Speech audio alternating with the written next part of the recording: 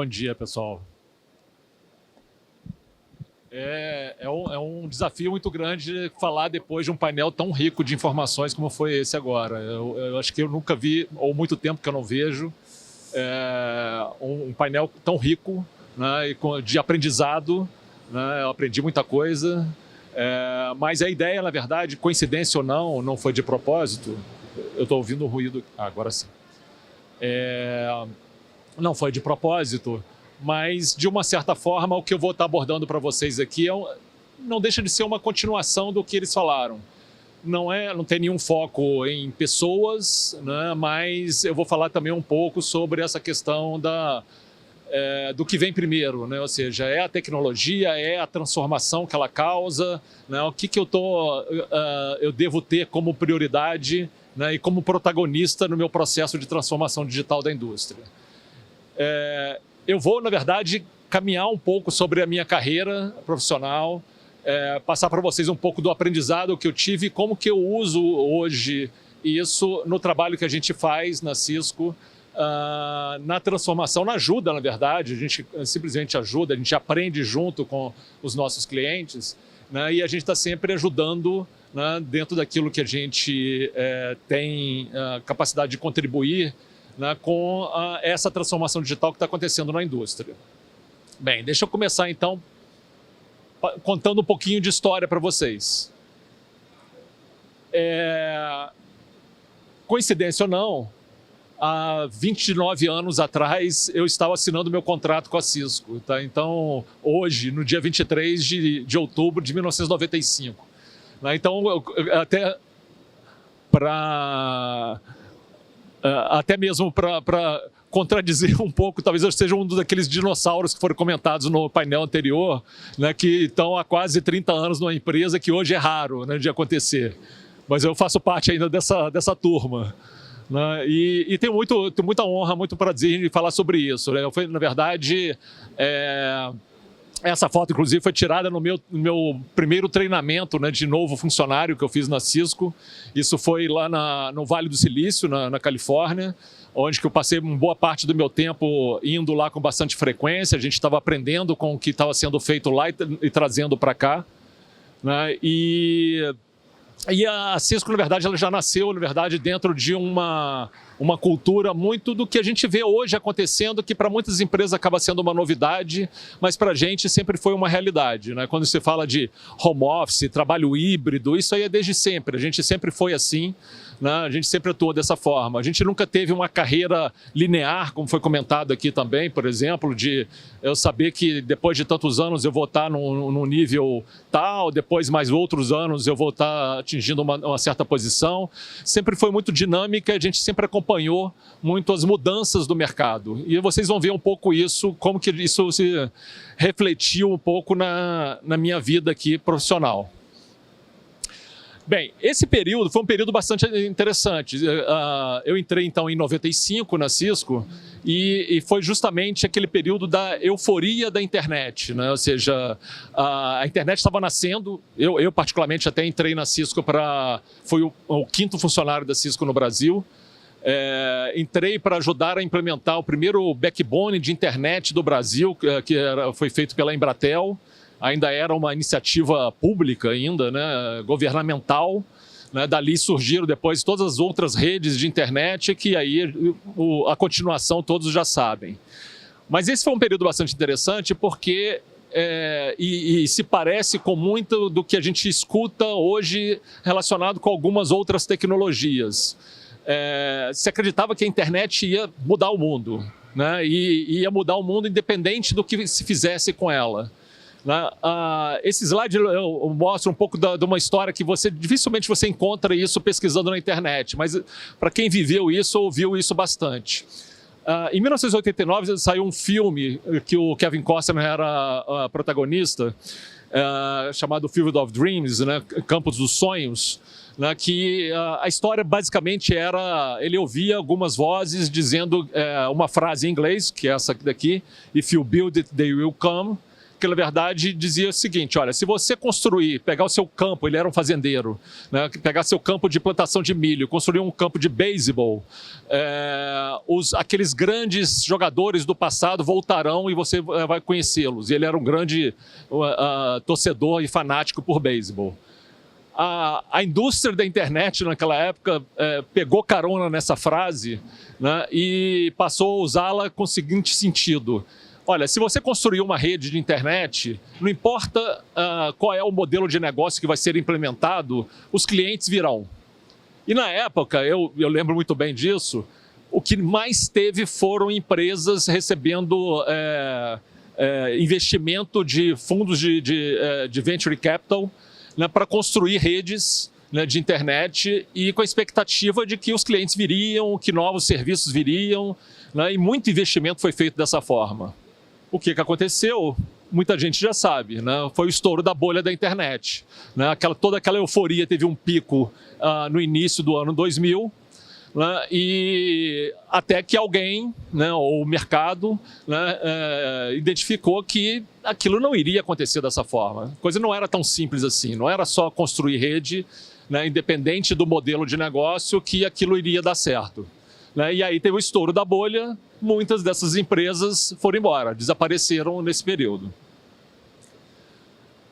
Tem uma outra característica também de aprendizado dessa época também. Eu sou formado em engenharia de computação pela PUC do Rio, né? Então sempre estive ligado com o mundo de tecnologia. Quando fui trabalhar na Cisco ainda, tecnologia estava no sangue, era uma coisa bastante forte, né, no dia a dia. A gente vivia aquele nascimento de várias tecnologias ao mesmo tempo. E a gente sempre foi, característica de quem trabalha com tecnologia, acaba sendo um grande apaixonado por tecnologia. A gente leva para o lado sentimental, é uma característica nossa, a gente gosta do que faz. E a gente sempre fez isso. Na época, várias outras tecnologias surgiram, né? O IP, que sobreviveu hoje, que é a base da internet, outras tecnologias como o ATM, que surgiram e desapareceram, né? E a gente sempre levou isso de uma forma bastante sentimental, na verdade, assim, a defesa, né? As discussões eram bastante acirradas, né? Defendendo essas tecnologias. E isso é interessante observar quando isso acontece, é que, normalmente, isso se reproduz, se repete em vários outros casos, e até hoje a gente vê isso acontecendo, e vou dar alguns exemplos para vocês. Normalmente, quando a tecnologia nasce, existe o que a gente chama o hype, né? Ou seja, existe grandes expectativas que são geradas a partir delas, né? Que muitas delas prometendo que vai resolver todos os seus problemas. E aí esse hype cresce até eventualmente as pessoas identificarem que aquelas expectativas não serão atendidas da forma como foi prometido. E aí vem uma desilusão. Isso é um modelo, na verdade, de hype cycle que foi criado por um guru americano, né, e que a gente vê hoje se repetindo em várias tecnologias. E muitas vezes o que acaba acontecendo, existe um outro modelo, que é o modelo de adoção tecnológica, muitas das empresas acabam não ultrapassando esse abismo que ele acontece nesse período inicial, né, da tecnologia. E elas ficam e desaparecem. O ATM foi um exemplo desses, né, que eu mencionei no slide anterior. É uma tecnologia que tinha uma promessa bastante grande de ser capaz de integrar diferentes serviços, né, de uma forma simples e tal, e por questões não necessariamente técnicas, às vezes são questões econômicas, às vezes tecnologicamente a tecnologia é muito boa, né, mas economicamente ela se torna inviável para resolver um problema específico de negócio que ela se propõe a resolver. Bem, essas foram alguns dos meus aprendizados, né, que eu tive durante esse período. Foi um período de muito aprendizado. E aí eu trouxe para vocês assim, pelo menos duas lições aprendidas nessa época. Né? Uma é que não existe investimento tecnológico sem olhar para que benefício de negócio que ele vai trazer. Aquela história build it the you come, né, que foi bastante dito anteriormente, isso não existe. Ou seja, não adianta eu simplesmente, como foi mencionado até no painel anterior, vou invisto na tecnologia, depois eu vou ver o que eu faço com ela. Não é esse o modelo que funciona, que acaba dando certo. Esse foi um aprendizado que eu tive na prática durante esse período. E um outro, que já era, na verdade, escrito até na cultura da Cisco, né? A gente tem uma das frases que a gente tem dentro da nossa cultura organizacional é No Technology Religion. Por mais que isso já existia, eu vi na prática, na verdade, que isso realmente funciona. Ou seja, toda aquela paixão, aquele lado sentimental que às vezes a gente tem para uma determinada tecnologia, não é o suficiente para a gente acreditar que essa tecnologia vai dar certo, por mais que a gente se apaixone por ela, né? Ou seja, tem uma série de outros aspectos em jogo, né, e considerações que devem ser analisadas, né, antes de eu adotá-la. Bem, isso foi naquela época. E hoje, o que eu faço, afinal de contas, né, com tudo isso? Hoje, na verdade, eu lidero uma área que a gente chama de Industrial IoT na Cisco. Na prática,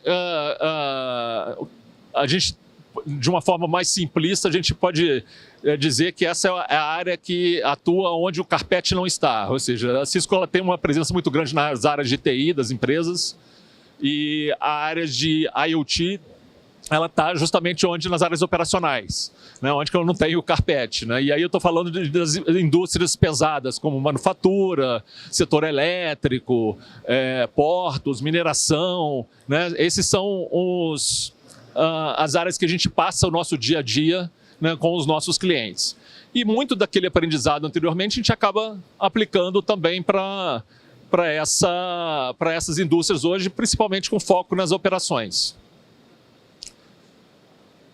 Obviamente, esse aprendizado ele continua, né? Não é simplesmente pegar aquele aprendizado do passado, né, e vou agora aplicar nessas novas indústrias. Né?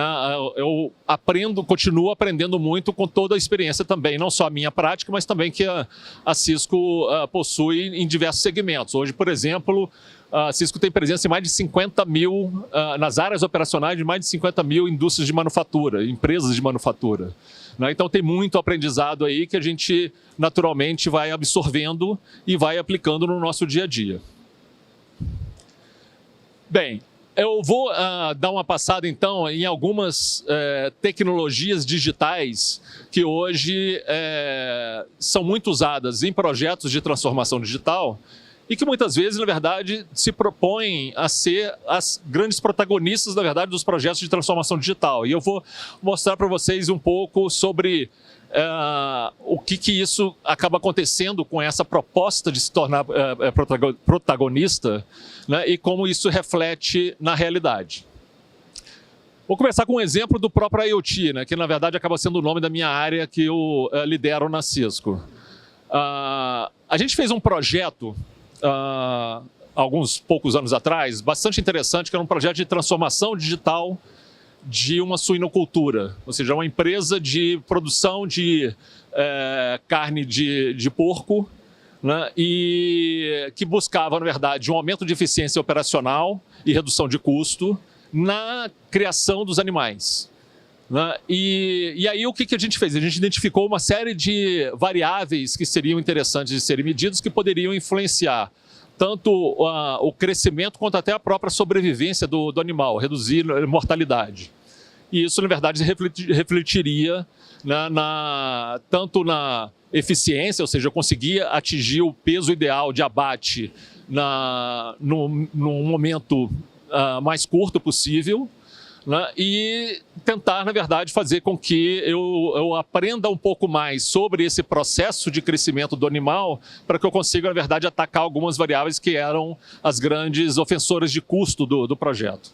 Então, a gente fez todo um projeto, na verdade, de sensoriamento, na verdade, de uma granja de porco, né, com uma série de tecnologias envolvidas. Só para vocês terem uma ideia, a gente tinha praticamente tudo que fosse possível de tecnologia digital estava envolvido nesse projeto. Sensores de nível de silo, de consumo de ração, temperatura, umidade, CO2, pressão atmosférica, consumo de água, inteligência artificial com visão computacional para poder acompanhar o crescimento do animal, o aumento do peso do animal, sem precisar colocar cada animal numa balança, né, numa granja que muitas vezes tem mais de 1.000, 2.000 animais. Né? Então, assim, tecnologicamente, digitalmente falando, era perfeito.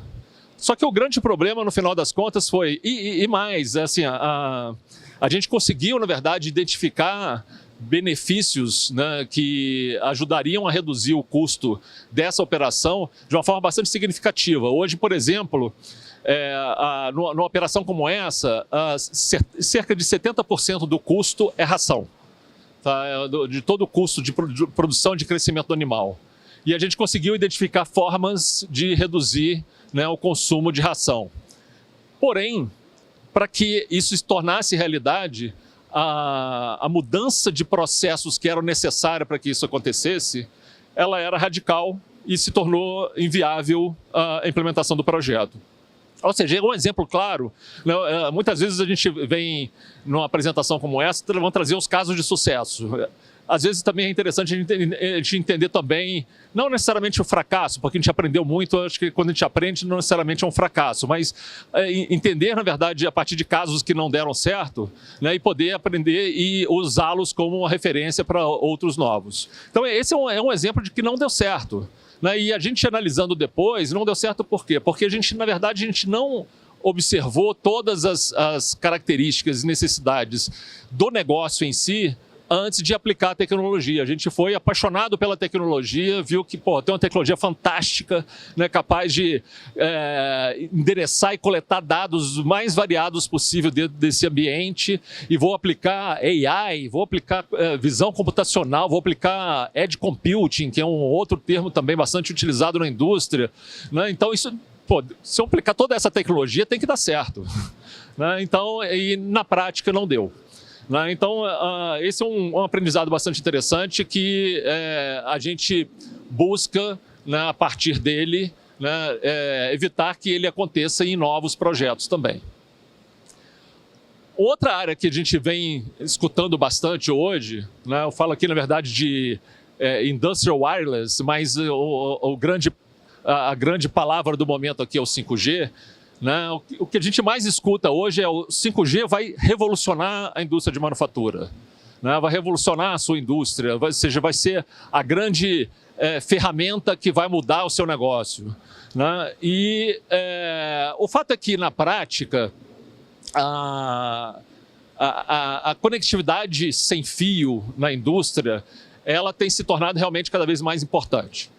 Primeiro, cada vez mais eu tenho robôs, tenho AGVs, AMRs, ou seja, tenho dispositivos móveis, né, pelas minhas operações, né, que podem estar isso dentro de uma fábrica, pode ser um caminhão ou uma máquina, por exemplo, numa mina, né, ou seja, tem exemplos dos mais variados possíveis, né, de dispositivos móveis que hoje eu preciso conectar, né, para automatizar o meu processo operacional.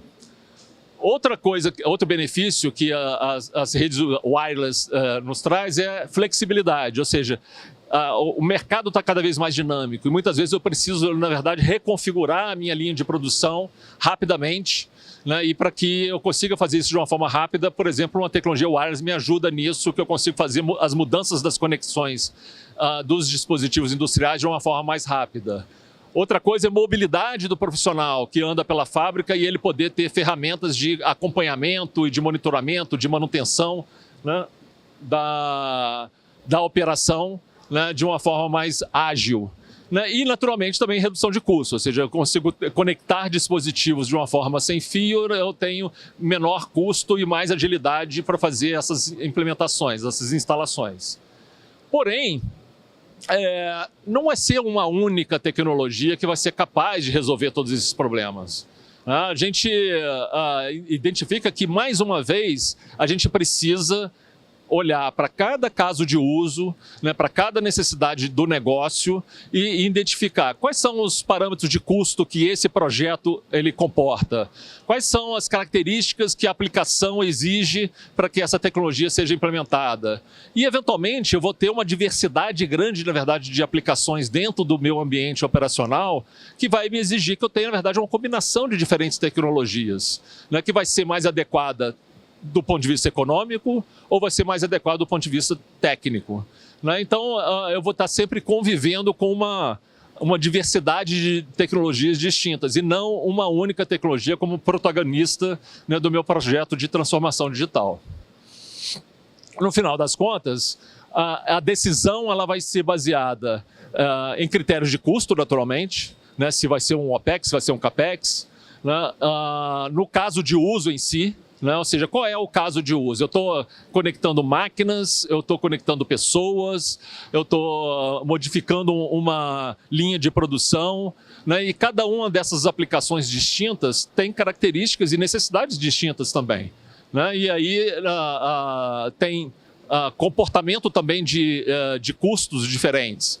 Então, eu vou trabalhar analisando cada um desses casos para poder fazer a melhor seleção tecnológica, né, para o meu projeto de transformação digital. Eu cito aqui alguns exemplos bastante interessantes, na verdade, de projetos que já são em prática implementados hoje, né, que ilustram um pouco desse conceito, né? A gente tem um exemplo aqui de um carro autônomo de manutenção de operação aeroportuária, desenvolvido pela Honda, né, que é bastante interessante, que usa exatamente essa combinação de tecnologias, né, para atender essas características da aplicação. E esse aqui é um projeto bastante interessante que a gente tem implementado. Acredito que vocês conheçam isso, mas depois dos acidentes de Mariana e Brumadinho, as empresas de mineração no Brasil foram obrigadas pelo Ministério Público a desativar todas as minas que tinham o mesmo modelo de implementação daquelas que tiveram um acidente. E para isso, existe todo um trabalho, né, de anos, na verdade, de remoção de todos aqueles rejeitos que estão depositados nessas minas, né, por trás dessas barragens, né? E para que essa remoção desses rejeitos aconteça, inclusive por imposição do Ministério Público também, você não pode ter trânsito de pessoas sobre essas áreas. Então, todo esse trabalho tem que ser feito através de operação remota, né, com máquinas ou caminhões não tripulados. São projetos bastante interessantes, né, e para que isso aconteça, você tem que ter tecnologias de comunicação wireless, né, capaz de um operador sentado numa máquina, né, quase que um joystick de um videogame, né, ele se sentisse sentado dentro de um caminhão e ele está dirigindo o caminhão, só que o caminhão está circulando lá sobre aquela área dos rejeitos, ou o caminhão ou uma escavadeira, por exemplo. Né? Então, assim, existem tecnologias já disponíveis para isso, que eventualmente são adequadas para esse caso de uso. A questão é a gente analisar exatamente qual é a necessidade do negócio e aplicar a tecnologia correta para esse caso. Outra área cada vez mais falada hoje em dia também, quando a gente fala de transformação digital, é cibersegurança, né? Acho que esse é um termo que, até pouco tempo atrás, quando você ia falar com alguém da área operacional, normalmente as pessoas não se preocupavam tanto com isso. Meu ambiente é um ambiente isolado, eu não estou conectado com o resto do mundo, então eu não preciso ter preocupação de um hacker entrar aqui e atacar minha planta, né? Isso deixou de ser realidade, né? Ou seja, justamente por causa da transformação digital, a gente está cada vez mais conectado com o resto do mundo. A própria planta operacional, a fábrica, ela também tem aplicações que estão rodando na nuvem, que estão enviando dados para o data center da área de TI. Eu tenho profissionais terceirizados que estão entrando e fazendo manutenção nessa planta, e aí eventualmente ele conecta um dispositivo, um laptop, por exemplo, nessa rede. Então, a questão da cibersegurança ela passou a ser fundamental dentro desse contexto. Não deixou de ser um adendo, né, e passou a ser parte básica de cada projeto. E agora, com inteligência artificial se torna ainda mais crítico, porque, naturalmente, né, aquelas ameaças passam agora a usar também, a serem fundamentadas a partir de inteligência artificial. Cada vez mais os hackers estão usando inteligência artificial para aumentar a capacidade de sucesso dos ataques deles. E a gente tem que usar as mesmas ferramentas, a gente tem que se preparar para isso. Né? Mas só que não é simplesmente eu vou adotar uma tecnologia, vou comprar um software que meu problema está resolvido. Né? Eu tenho que analisar, na verdade, cada uma das características do meu negócio. Eu tenho uma planta, eu tenho uma mina, eu tenho uma operação de distribuição elétrica, né? Eu tenho subestações espalhadas pelo Brasil inteiro. Né? Então, ou seja, eu tenho que entender as características do meu negócio, né, para poder fazer a escolha tecnológica que eu vou utilizar. Tem um caso bastante interessante, que é o caso da CPFL. Né? A CPFL ela fez um projeto de proteção, né, de toda a sua malha, né, de distribuição elétrica, né? E ela implementou um projeto em 700 subestações, tá? E levou exatamente em consideração essa característica, ou seja, se eu tenho uma rede completamente distribuída, eu vou ter que ter a capacidade de analisar, na verdade, tudo que está acontecendo em cada um desses pontos. Não simplesmente, por exemplo, eu poderia tomar uma decisão de que, olha, comprei aqui um software aqui que promete resolver todos os meus problemas, tá? Mas não levou em consideração que eu tenho, na verdade, uma planta totalmente distribuída, onde que eu tenho que coletar dados em cada um desses pontos. Né? Então, mais uma vez, a análise do negócio ela passa a ser fundamental. E por último, duas palavrinhas também muito usadas também quando a gente fala de transformação digital, é a tal da cloud e agora o AI, né? Que de uma certa forma andam juntas. Né? Hoje, a maioria ou boa parte, na verdade, das pessoas e das empresas acreditam que a inteligência artificial realmente vai ajudar a transformar o negócio. Né? Mas ajudar a transformar o negócio, ela por si só ela não vai transformar. Né? Ela vai ser a base para isso. E a gente tem que construir a base da base. Né? Então, hoje, se a crença é essa, eu tenho que estar preparado para que eu utilize essa tecnologia. E para isso eu tenho que identificar... então tá bom, primeiro ponto. Quais são os casos de uso que eu vou utilizar a inteligência artificial? Casos de uso de negócio, ou seja, eu vou fazer manutenção preditiva das minhas máquinas, por exemplo, né, ou algum outro projeto, algum outro benefício que eu identifiquei quando eu estou falando de operação. Então, tudo começa daí.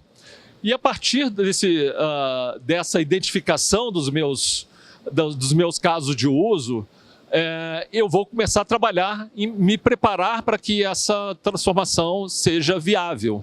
Né? E aí, quando eu falo de preparar, muita gente esquece de que, quando eu falo de inteligência artificial, na verdade estou falando de dados, de processamento de dados que eu estou em campo. E muitas vezes esses dados vêm de máquinas legadas, né? Que não vão mudar porque eu estou introduzindo inteligência artificial agora de uma hora para outra. Né? Eu vou ter que, na verdade, ter a capacidade de buscar esses dados onde eles estão.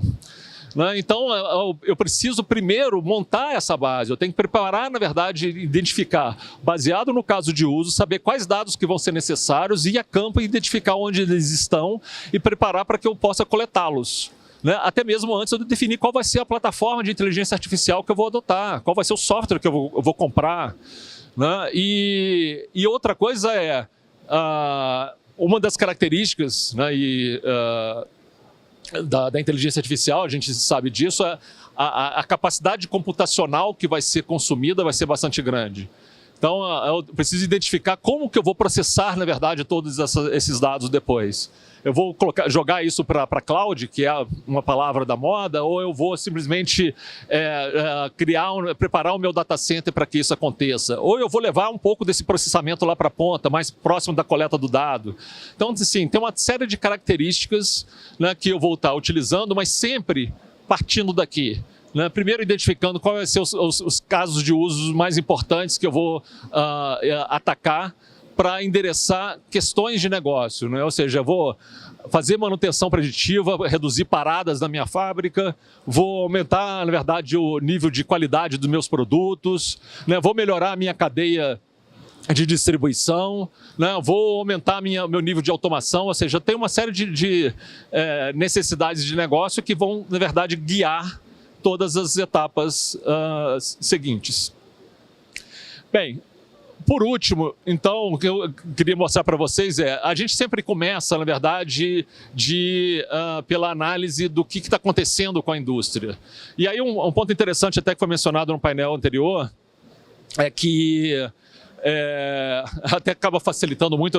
Eu ia até pedir desculpa para vocês no início, né, eu estar usando os slides em inglês. A gente acaba, na verdade, trabalha para uma empresa americana, a gente acaba usando muitos slides que o pessoal fez lá fora, facilita muito o nosso dia a dia, né, e tem uma característica interessante, é o seguinte, que antigamente a gente usava, isso estou falando lá dos meus 30 anos atrás, né, a gente usava muito das apresentações que eram feitas pelos nossos colegas lá de fora e muita gente questionava exatamente isso. Pô, mas você está trazendo uma realidade que não é nossa, entendeu? Porque esses slides foram feitos baseados numa realidade americana, por exemplo.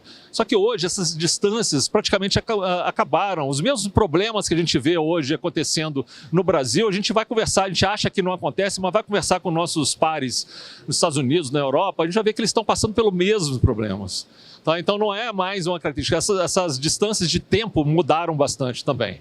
Então assim, a gente sempre parte, na verdade, de entender o que se passa hoje com a indústria, quais são os principais desafios que ela passa e quais são os objetivos de negócio. E a partir dali a gente vai identificando exatamente, então existe uma oportunidade para determinada tecnologia porque ela endereça esse problema especificamente. E aí é assim que a gente trabalha. Então, deixo assim de outros 2 aprendizados, né, e aí já dessa vida mais recente, né, para vocês nunca se esqueçam, na verdade, dos desafios e dos objetivos do negócio, né? Ou seja, antes de decidir, de escolher a tecnologia, e não o contrário, não escolha a tecnologia e depois vai buscar que problema que eu vou resolver. O digital, ele é um habilitador, ele não é o protagonista, né? Então, respondendo já a pergunta, né, do título da apresentação. E, por último, não tem necessidade de ficar esperando pela tecnologia que vai resolver todos os seus problemas. Tá? Não existe uma bala de prata. Não vai ter uma tecnologia que vai chegar e agora vai resolver todo o meu problema. Eu preciso esperar para ela chegar, para eu começar a fazer meu trabalho de transformação digital. Começa hoje. Tá? A caixa de ferramentas já está aí disponível, já tem bastante coisa dentro dela. Né? Então começa a utilizar o que tem disponível, ataque o seu problema de negócio especificamente e depois escolha a tecnologia. Né? E muitas delas já estão disponíveis sem necessidade de ficar esperando por aquilo que vem pela frente. Bem, é isso que eu tinha para passar para vocês. Mais uma vez, é um pouco do meu aprendizado, compartilhar com vocês. Espero que tenha sido útil. Obrigado.